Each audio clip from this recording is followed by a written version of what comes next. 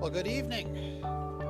I'm Arne Almquist. I'm the Associate Provost for Library Services here at NKU, which translates to Director of Steely Library. Steely Library is the largest academic library in the Northern Kentucky region and the second largest in the greater Cincinnati, Northern Kentucky region. We provide, of course, many services to the students and faculty here at Northern Kentucky University. We have a fabulous journals collection, for example. We support the research and the scholarship of our audience here at the university. But in addition to that, we also provide a number of very important specialized services to the people of the region on both sides of the river. And I would encourage you to check us out. Everything from intellectual property, advising, to government documents. So please take the opportunity while you're here tonight to learn a little bit about Steely Library. Steely Library, both by itself and through the Friends of Steely Library, have worked to provide the citizens of Northern Kentucky, Greater Cincinnati with quality cultural programming, including programs by noted authors, poets, and artists, and art exhibitions such as our exhibit of the works of Frank Duveneck and our present exhibition of the works of Paul Sawyer.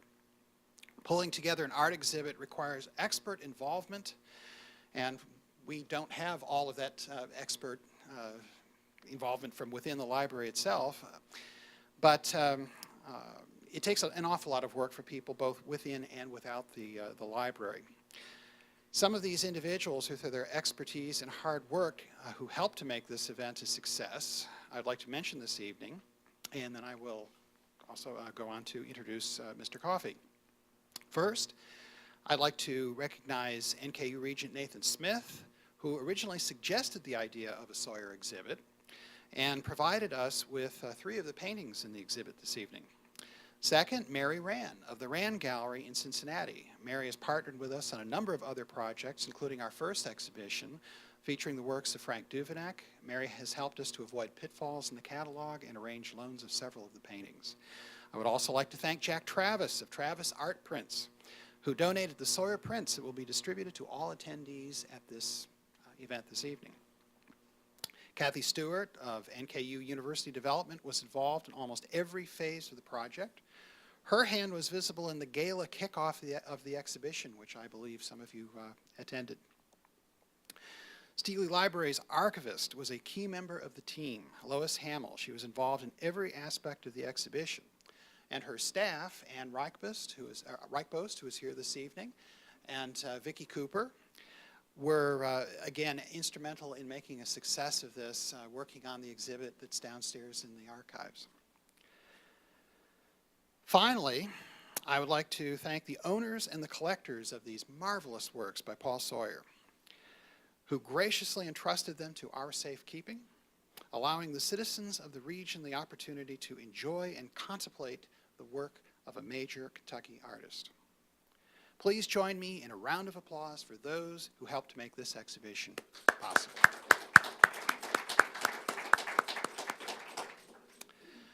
It is now my great pleasure to introduce tonight's speaker, Bill Coffey.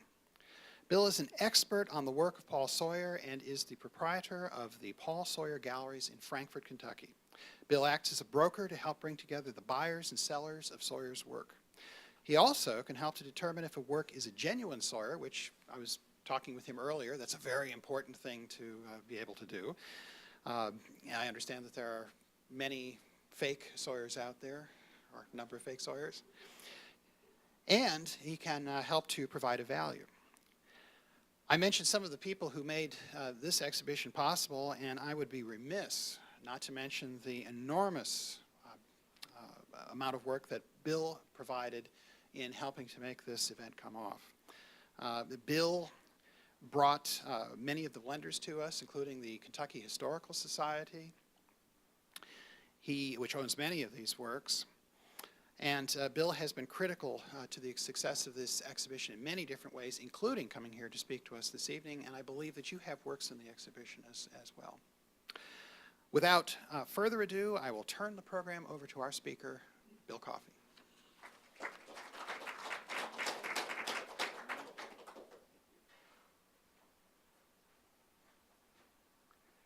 Thank you all for coming tonight.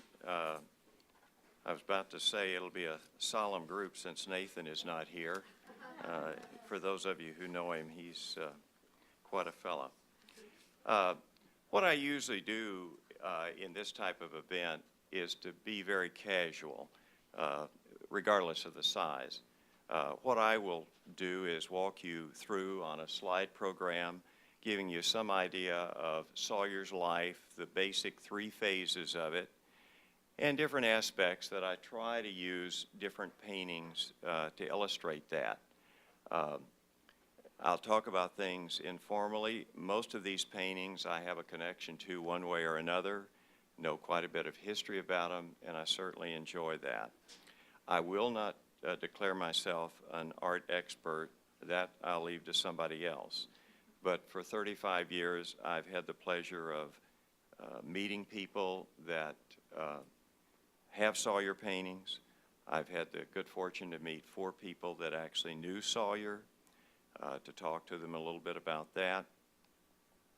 And after we talk a little bit, what I'll do is certainly feel free to take questions and to talk afterwards as much as anybody would like to, or as my wife would say, he won't shut up about Sawyer. I also want to thank, there are several people here that own originals that are in the audience. I want to thank you for lending your paintings. I appreciate that very much. We have drawn on a very select group of paintings from Sawyer's history, and what we have are very magnificent, unique paintings. And for those owners, I really appreciate your effort in helping us. Now, we'll see if I can work this gadget. For those of you, you can tell that Sawyer was born on what I call roughly the last year of the Civil War, and he died in the last year roughly of the First World War. He died quite young at 52, and I'll kind of go through the phases of his life. Let's see, where do I aim this? Over here? Up here? Am I hitting? Whoop, okay. Let me back up. Whoop, there it is. All right. First of all, let me give credit. Most of what we know about Sawyer is due to a man named Dr. Gilson. He did not know Sawyer. He was a state geologist. He was with the Kentucky Historical Society. And what we know is in the 30s, he interviewed almost anybody he could find that was related to or who knew Sawyer. And that formed the nucleus of different things we know about Sawyer. His notes are at the University of Louisville. I know they're there, but I cannot read his notes, so I left it up to somebody else. And this was a book we published on his notes. This is a book that Arthur Jones did when he just was joining the University of Kentucky. It was put out by the press in 1975. It's still available. You can get it. And it gives a combination of history on the family, also some history on different paintings. So it's a very good volume if you want to do a little bit more research. The way the Paul Sawyer Galleries got started was that essentially it was a result of the man who was the proprietor of this hotel. It was the Frankfurt Hotel in downtown Frankfurt. J.J. King was he was an engineer. He was educated as an engineer, but he was a landowner, big game hunter, managed this hotel.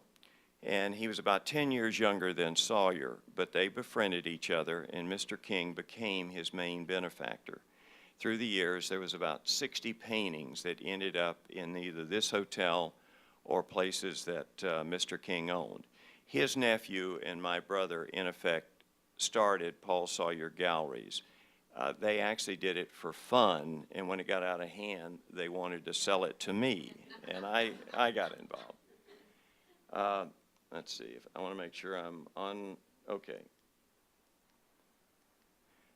Now, this is a picture of the new History Center, which I hope you will visit. They do now own over 120 Sawyer exhibit or paintings or etchings. Unfortunately, not a lot of them are on exhibit. But what's interesting is, as you walk in the front door of the History Center, you are literally walking in the front door of where the Sawyer Wingate House stood on the corner of Broadway and Elks Alley. Now, this is a painting that is here on exhibit, and this came from a lady, happened to find it in a garage sale up in Canton, Ohio. And I think it's interesting because it represents where Sawyer started. The family was well-to-do. His grandfather, Wingate, was a partner with Robert Taft's father in a law practice. But near London, Ohio, they owned about 6,000 acres of land. And this, to me, represents the land that Sawyer captured at some point up there. We don't know how the painting got there. Now, this is a picture of the Wingate family in the back of the house where they lived. Sawyer, the family came to Frankfurt back in the 1800s. Mr. Wingate was a banker. Mr. Sawyer obviously was an attorney. The family, after they married, primarily were in Ohio. But after a while, Dr. Sawyer said, I can't make a living in London, Ohio, practicing medicine. So the family came back to live with his widowed grandmother in Frankfurt. Ended up there was 3 sisters and 2 brothers. Paul came to Frankfurt when he was roughly 5 years old. And I think that is important to realize that because he had an interest in art, everything you see represents, instead of photography, it represents a young man growing up in a small town. He would walk to school, 2nd Street School, and almost every one of these paintings, we may not know specifically where they are, but it represents where he fished on the Elkhorn, on Benson Creek, families, people canoeing with his girlfriend Mame, seeing winter scenes in front of the old library. So I think that is important to know that he was really capturing the essence of Frankfurt. And in his lifetime, we estimate he did up to 3,000 paintings. Let's see here. Now, this is actually the house, the Wingate house. And it was right across from the L&N Railroad, which the depot is still there. And again, here is the entrance. This painting is also here, and a lot of people recognize that it was the old hotel in Frankfurt, and I think that it captures some of the impressionism that Sawyer eventually did. Most people don't realize that Sawyer actually started out as a portrait artist, but when he was growing up, he would leave the Wingate house and he would walk down this street to the old covered bridge. He would pass what's the Lindsay House, the terraces, and now that is the new Paul Sawyer Library. He would cross the bridge, and we don't know, for example, you'll see different things like, is that a billboard? That's part of the mystery of Sawyer. We don't know what those signs represent. And this is the 2nd Street, and in the distance is the 2nd Street School, where ironically, my grandson started there this year at 5, and that's when Sawyer, roughly at 6, started there, when it was brand new. So it has a wonderful history to it. This is a portrait of a man named Harper. He was president of the Frankfurt and Cincinnati Railroad. And I was fortunate enough to buy this when they were very inexpensive. But I think that I wanted to show it because although you can see Nathan Smith's portrait and you can see the one with the little girl, Sawyer was very well trained as a portrait artist. When you look at his work and you see, except for Maine Bull, when you look at the faces, there are no distinct features. And my understanding is that was so that you could decide what the features might be of that individual. This is the studio behind the house, and his father also had the medical practice. And last week, I had a call from a fellow in Paris, France, and he had inherited through Lillian Sawyer on down to him a painting that shows the back of the Sawyer Wingate house. It's the first time we've ever found anything like that. And I think that's fascinating to me because roughly between 10 and 20 Sawyers come out of nowhere every year. The etching that my wife and I own, for example, that was found in a vacant house. A lady was clearing up of a closet, and there it was. So, and the fellow that owned the painting in Paris, he has some fine impressionistic works, and he didn't even know who Sawyer was, really. This is Paul Sawyer and Maine Bull, that we now know they went all the way through Second Street School. For some reason, through Dr. Gilson's book, we thought they just met in the 20s, but they actually attended school together. And I guess finally in their 20s, the spark occurred a little bit later than, I don't know about my daughters, it seemed to come a little earlier than that. And this is one of his paintings of Maine Bull. We know that was one of the first paintings I reproduced, and what I found interesting was that this painting was actually when Sawyer and Maine Bull will say the spark hit, the classmate that officially in their home, Sawyer painted this and gave that to the lady, and it came down through her family, so we were able to reproduce it. You also have another painting over here called Canoeing, and that's Maine Bull and Sawyer on a nice afternoon. This is the hemp factory that is now Jim's Seafood down in Frankfurt.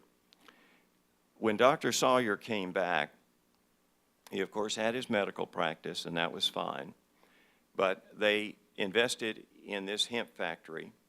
And of course at that time the Wingates and the Sawyers were quite well to do.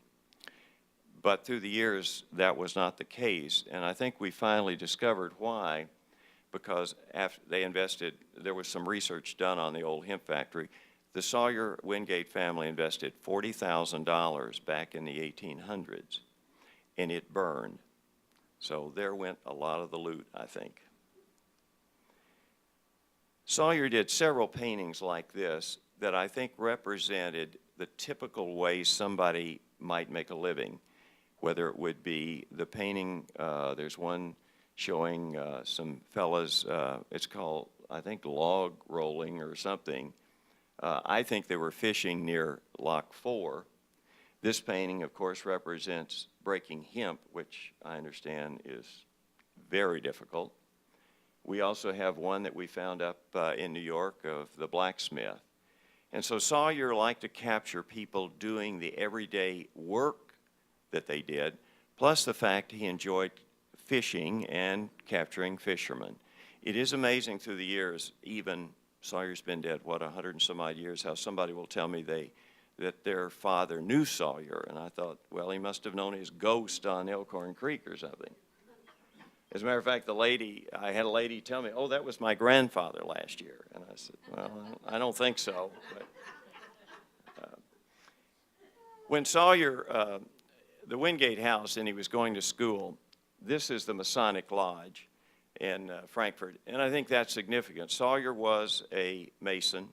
His grandfather, Wingate, was the Kentucky's first Grand Mason, and they actually have a portrait, I think it's here, of his grandfather, Wingate, who was a banker, one of Kentucky's first insurance agent, and his wife was the oldest lady in Frankfurt at our centennial. This is Sawyer in, looks like easy times behind the house. This is of the First Baptist Church. Good Shepherd Catholic Church is essentially was to the left. The Paul Sawyer Old Library to the right. This is the First Baptist Church where they went. We did discover that Sawyer played the organ there. His father was superintendent of the Sunday school. One of the real mysteries is what happened to this fountain, which the geysers own the winter scene over here. We just don't know. In other words, it was a light and it was a water fountain. I do know it existed in 1912 because I talked to a lady who lived next door and told me how she rode her pony and would stop there, get a drink, and she knew that it existed in 1912. It was also in the 1912 first Frankfurt High School yearbook. but we have no idea what happened to the fountain. This is a picture of the Chicago World's Fair. We know, of course, that Sawyer was trained within his home because his father wanted to be an artist and he couldn't train. We know that Sawyer came to the Cincinnati Covington area. He was trained in art by Thomas Noble. He was later trained by William Merritt Chase, and then, of course, by Frank Duveneck. So we know he was well grounded in portrait art and in etchings. We know he tried to make a living, did not like doing portraits. But he did go have some works in the Chicago World's Fair, and that's, again, one of our mysteries. We don't know what art was actually there by what artist, but we do know he went to that exhibit. He, of course, saw the French Impressionists for the first time, and our understanding is he came back, started doing less portraits, and wanted to concentrate on doing his landscapes. Of course, that worked out because he liked to go fishing and do things like that. This is a painting that I put up here. It's a small work because I like the color. And also, ironically, we see a lot of the same type of Sawyer scenes. But like in this case, where basically you have covered bridge scenes, this is one of the singing bridge. And this is the only Sawyer I've ever found that chose the end of the bridge, of the singing bridge. So it's, to me, kind of the mystery of, out of several thousand paintings, why you only find certain looks. This is another area that was very popular. It's out on the Elkhorn Creek. You can still go there, still see the house. It's not as glamorous. This was the Dr. Suter house. Canoe, Kentucky, actually, the owner of that lives in that house, and they canoe the Elkhorn Creek.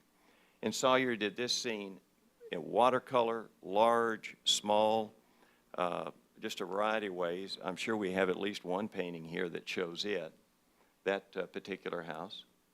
This is Sawyer, that's in the art of Paul Sawyer on the canoe. This is a work that I found very unusual. I originally saw this painting over in North Carolina in an antique store. It was not in very good shape, but it was obvious as Sawyer. Bob Humphreys, his daughter and her husband have one of the major paintings in the exhibit. I told Bob about it. He tried to buy the painting for $5,000, which at that time was a pretty good amount of money, particularly for one that needed to be fixed. We later found out the fellow wouldn't sell it because his mother owned it. I guess, I don't want to say he couldn't get away with it, but she might have missed it. Eventually, the painting, which is unique in that it's one of the few somewhat portraits, acrylic, that have the distinct facial figures. It also has the Milam reel on it, which it was a very popular back in Frankfurt, collected. Well, the fellow did a lot of end painting, and I think the University of Kentucky Art Museum now has the piece. This is a painting kind of like Nathan's in that it's a scene on either the Elkhorn or the Benson Creek. And I particularly like the teal colors he used. I'm not an artist. I just happen to like certain colors. And the other thing is that in most of Sawyer's work, he used gouache to highlight the rocks or certain aspects of his works. And I'm not an expert on any of that, but watercolor is very opaque, whereas gouache, of course, can give it certain highlights.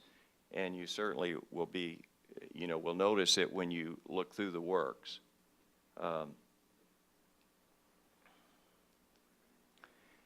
This is another scene that's on the Elkhorn, and it's very popular. It's called Indian Head Rock. You can still go out and see the rock. We know he captured it in various sizes. I don't know that I've ever seen an oil of it, but I've seen watercolor from both sides, and I think there's one from each size here. We don't know how it became known as Indian Head Rock. It ranges from the last Indian that was killed there, the Indian that jumped because his loved one died. You know, it's one of those who knows what, but it is out on what we call Church's Grove, and it's a beautiful area, and if you like to canoe, you would go by it. This painting is downstairs. It's one that is owned by the Humphreys or the Rayburns. Now, it's interesting in that it's a beautiful oil. You can see it from the cemetery, and it shows a great profile of the city. Unfortunately, it's unsigned, and there are a number of Sawyers like that, but we have no idea why that occurred. But it came out of the Obelworth collection. They lived on 4th Street, and they owned about 10 to 15 very nice Sawyers. But it's a particularly nice painting. This is Sawyer that's captured by Mr. Mattern, who was a photographer in Frankfurt.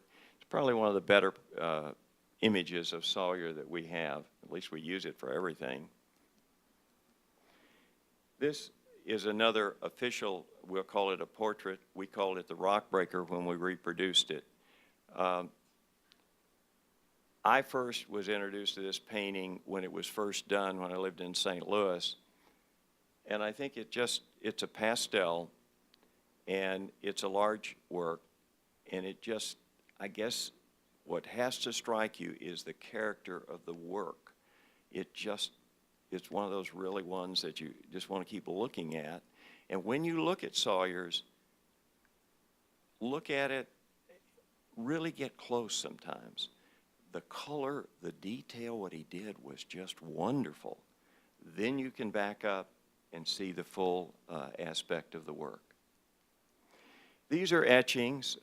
Someone asked me earlier about etchings. Gilson says that he started in 1887 doing etchings. We don't really know why.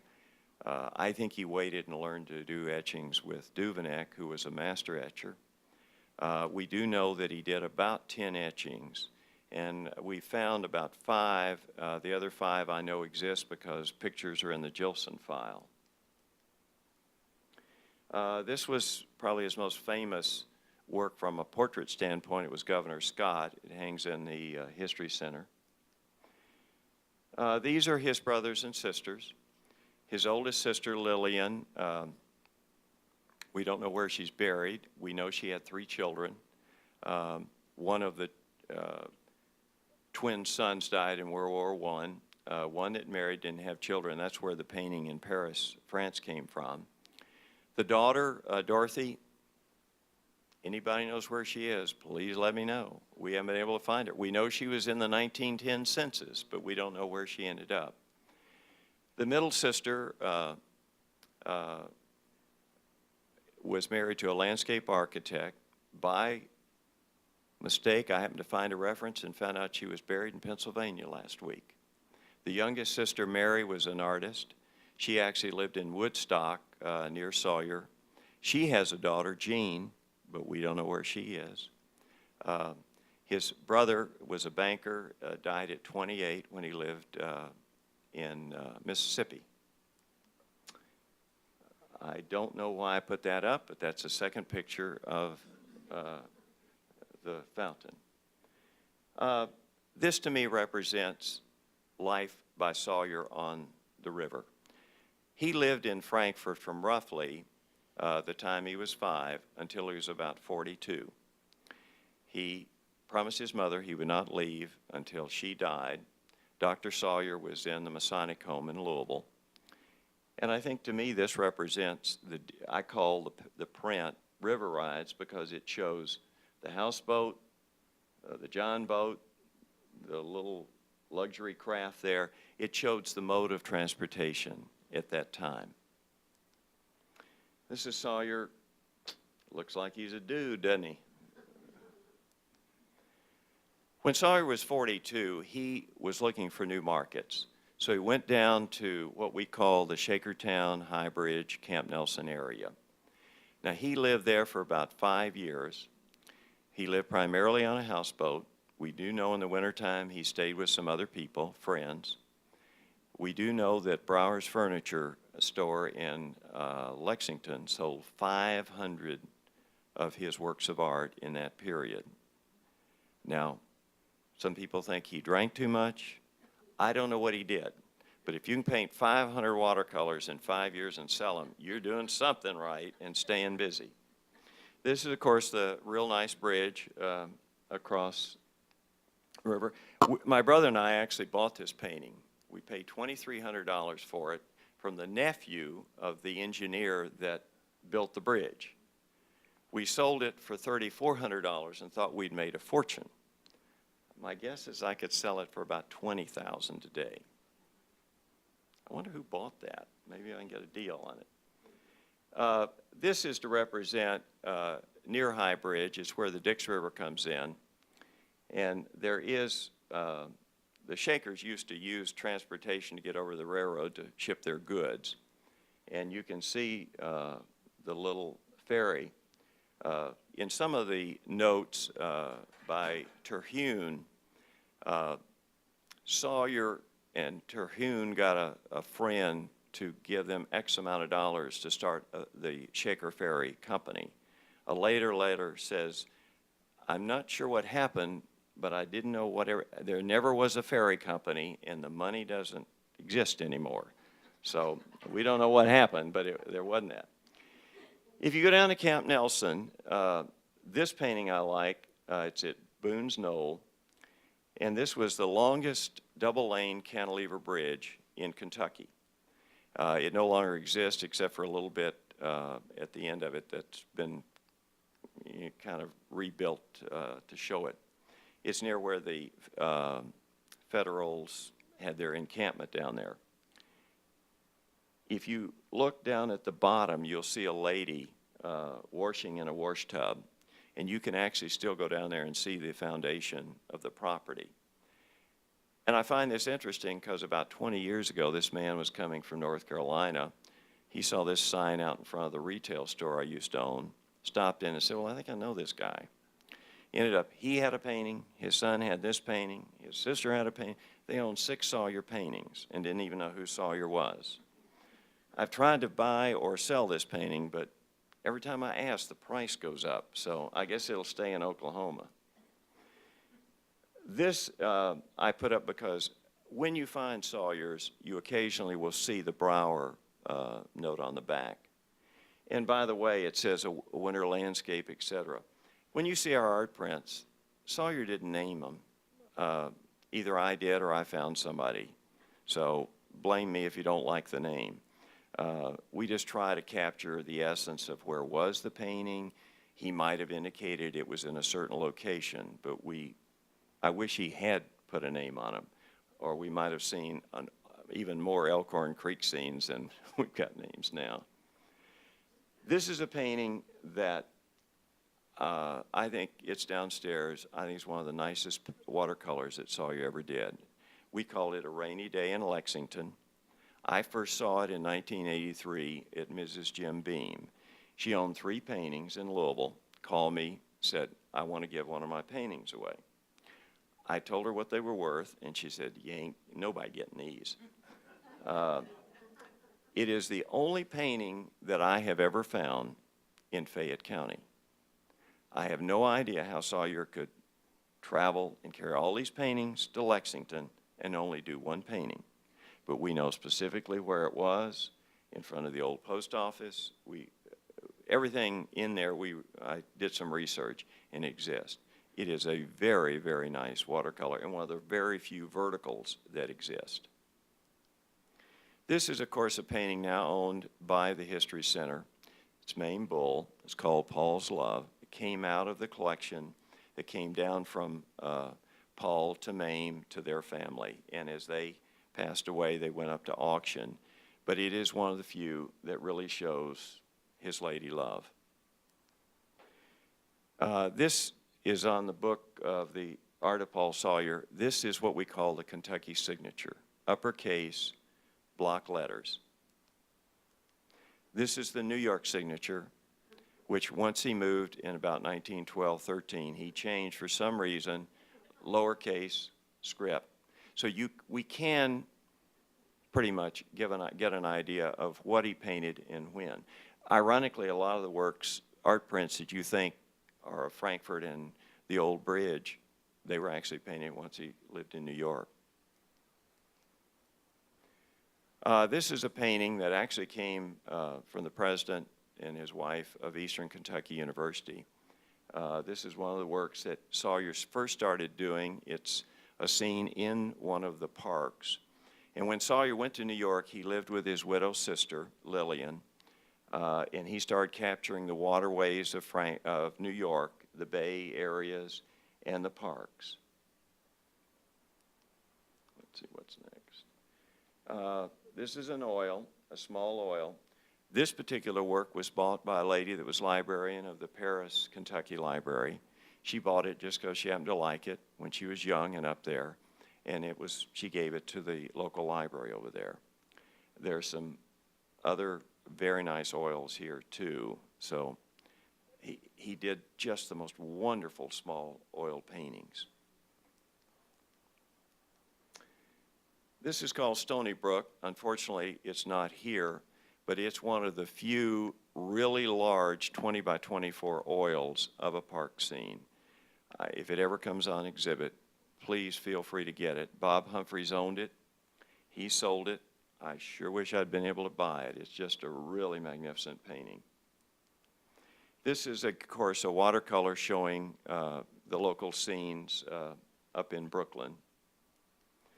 And this is one of his oils, which most of his works went from 13 by 20 to 13 by 16 once he moved to New York. And most of his works were oils. This is Paul and Mame. They stayed together pretty much until he went down to High Bridge. Of course, they were separated. There are rumors he liked the niece of the engineer that built the bridge. We do know that Paul and Mame informally became engaged, and that lasted about a year. And she came by train down to High Bridge. Well, the thing we know is the ring went back and they were no longer together. However, when she died in 1914, he came back from New York for her funeral, and the family gave him her reading glasses. We just wish we knew where they were. After he had been in New York a few years, and this would have been around 1912, 13, 1915, he, I think, wanted to find something new to paint. And his sister had a friend, and her sister had a summer cottage up in the Catskills. And that's where people would go in the summer back then in the early 1900s. They'd take the train, cool weather, and they would stay up there. And he initially lived in Highmount, which is the old railroad station. And that's the way it looks a few years ago. I've been there 2 or 3 times. And this was where she lived. And he and this other artist, Mr. Buick, lived in the garage that was there to the right. This is one of the few paintings I will probably never have the opportunity to reproduce. It's, I don't know, there's just something I really like about it. It's a winter scene. I know who owns it, but they're not interested in getting it reproduced, but I really like it. It's in the art of Paul Sawyer. This maybe tells you how Paul felt in the middle of winter in the Catskills. And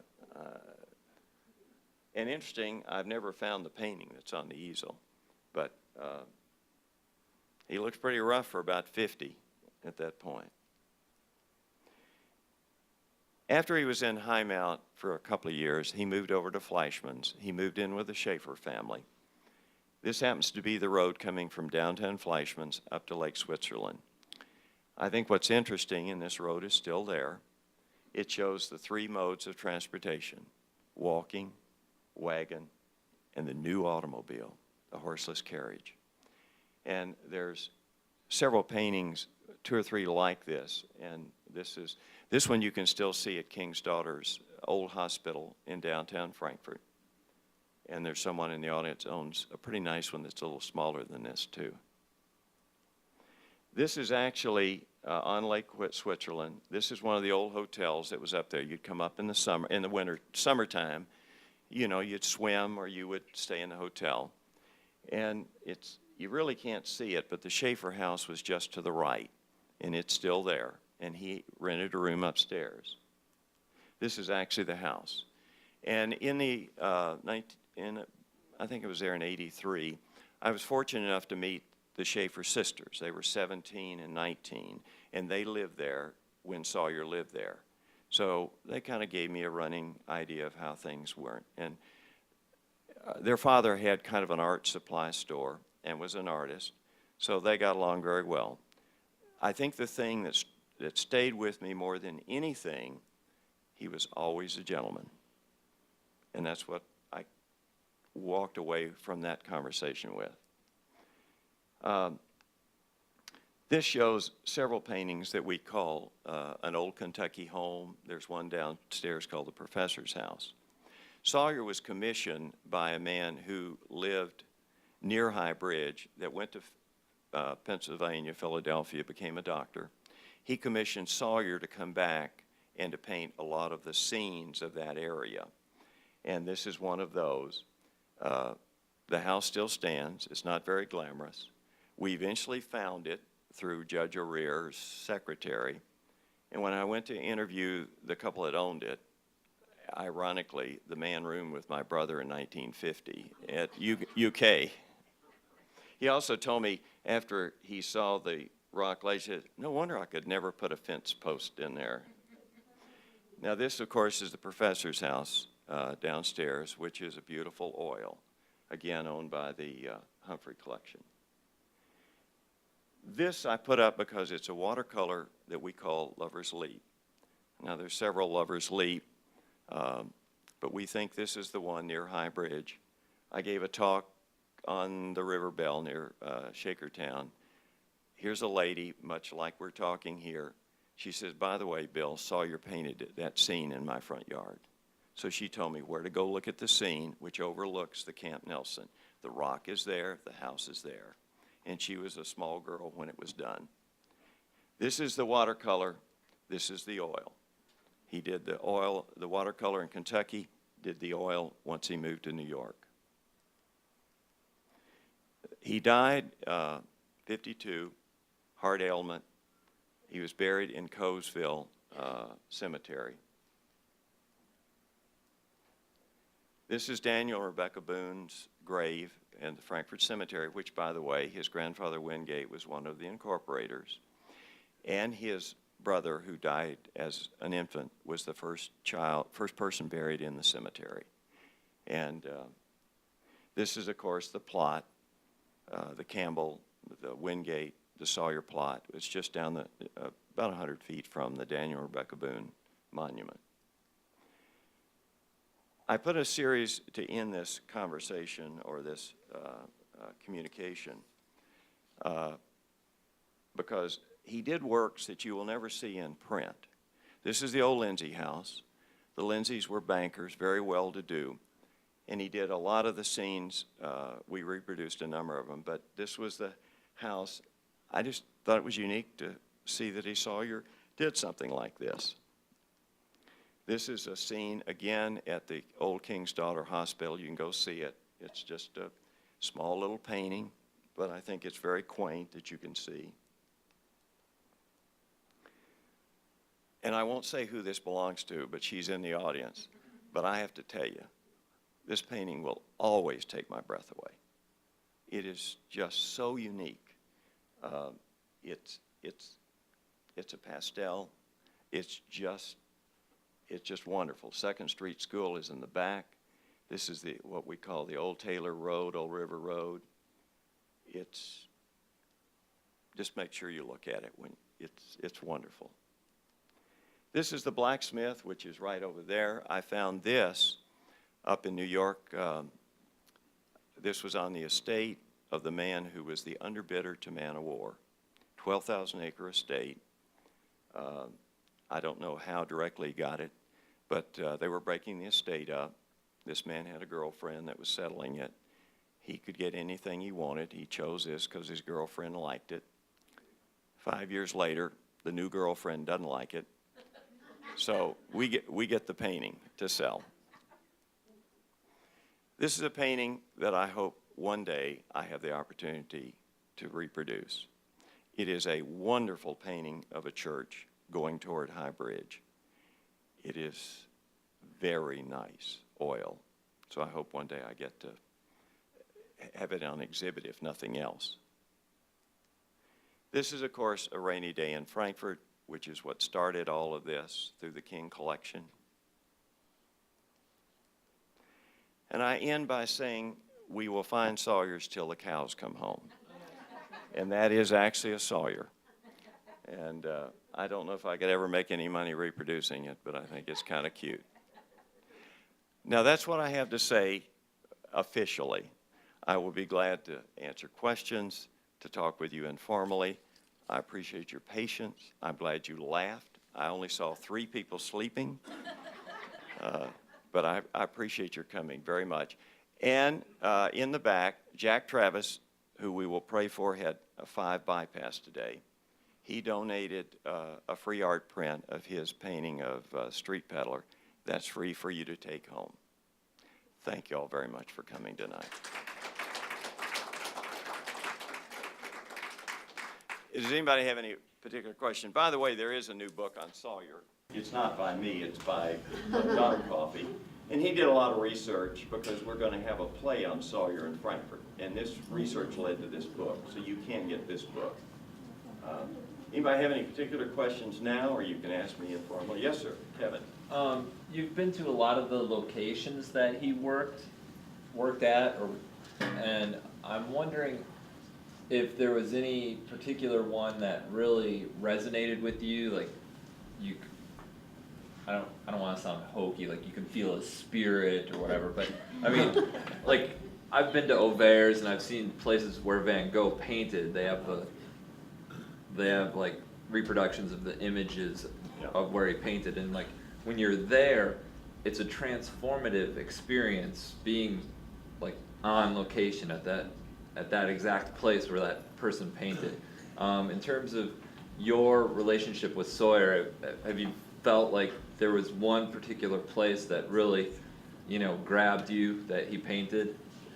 Well, my wife grabs me occasionally. I'm glad for that. The difficulty, of course, is so many of these scenes no longer exist. And I think that's what's difficult. It's nice to go out to Indian Head Rock and see it. It's nice to go on Old Taylor Road and to visualize that Sawyer stood there and painted that scene almost exactly there. And I think that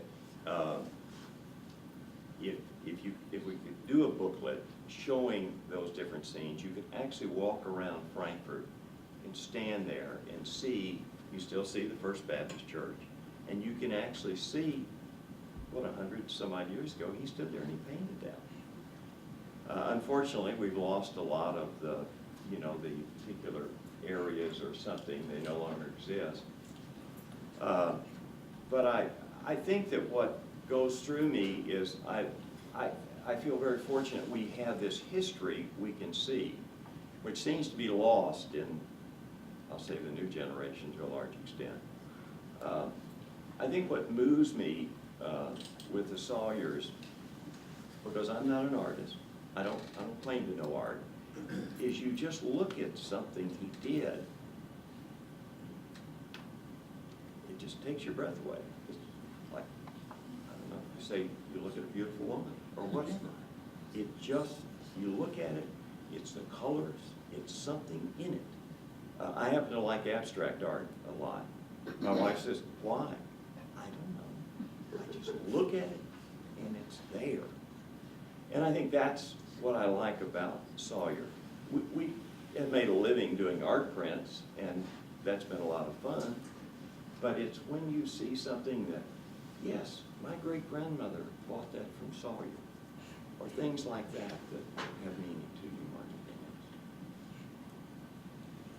else. Yes? Now, you mentioned somebody called you from Paris. Was that Paris, France, or Paris, Kentucky? Paris, France. But he was never there. No, Sawyer never did really travel except selling hymns. And if he smoked the right kind of hemp, he would have traveled. But Sawyer really did not. In other words, we know that he was up in Indiana some. We know that, of course, he was in Kentucky. We know he went as far south as Irvine because we know of a commissioned piece down there. His, I think Mainville's sister lived in Irvine, Kentucky for a while, and in New York, but other than that, he really didn't. Of course, he grew up with Bob Taft, who was president. Bob Taft was 5 years older. So these kids all played together. And apparently he even offered Sawyer the chance to exhibit at the Corcoran Museum. But I guess Sawyer was shy or didn't want to do it. I don't know. He would be better known if that were the case. Or as Arthur Jones said, who wrote the book, instead of 3,000 paintings, if we only had the 300 best he did, he would probably be much more well known. But he did what we call the pot boilers. Paint something, sell it to you for 50 cents, and you get a chicken in the pot. Yes. I have a question. That traveler on the Old River Road, that's on burlap. Is that something that's common for artists to use, or are there any others that are on burlap? Well, when that came up, since I'm not an expert, I just think of things as canvas. Now, if that's burlap or canvas, that's what I think of it. So there are not a lot of things like that. Of course, it's a pastel, and so that painting is so rare and unusual that I can't tell you exactly about that. It's just, that's the only painting like that I've ever seen. Yes?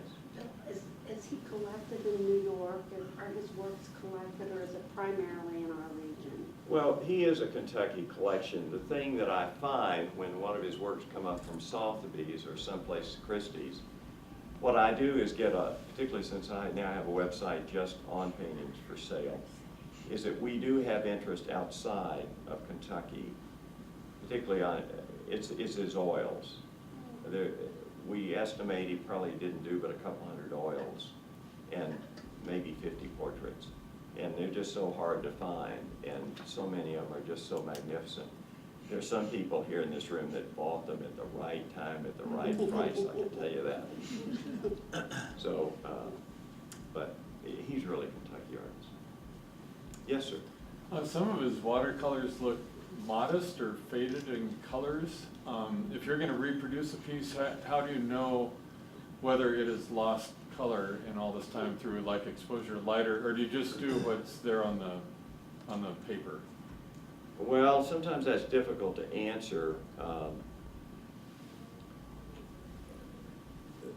Some of the paintings look like they painted last year. I mean, it's just, you know, it's like when I found this painting, I think, you painted it last year. It's unbelievable. Some of the works, there's not too many that we reproduced that we would have called faded. Of course, in this day and age with technology, man, you can just do anything almost you want. But there's not been too many. And when we were reproducing the first 10 or 15 years, we reproduced exactly as they were by Stevenson Photocolor here in town. And at that time, it was one color per press up to 12 colors. And they were done faithfully. And then one day I woke up and thought, well, do I really need to put the damaged parts in the work? No, we can take them out. I did not put the signature on one that was unsigned one time. Somebody said, well, you can just put his signature on it even though it's not on there. I said, well, we probably leave it out. So, yeah. Anything else? If not, I don't even know what time it is, but I certainly appreciate y'all coming tonight. Thank you all.